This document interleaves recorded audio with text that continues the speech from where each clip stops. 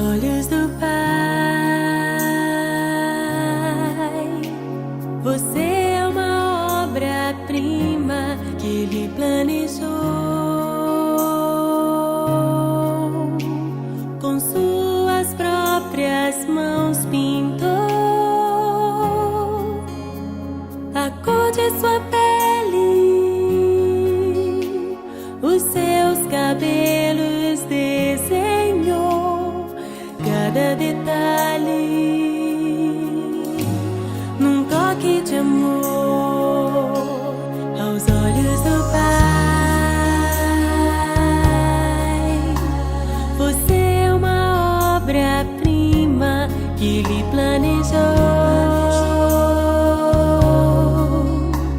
Com suas próprias mãos pintou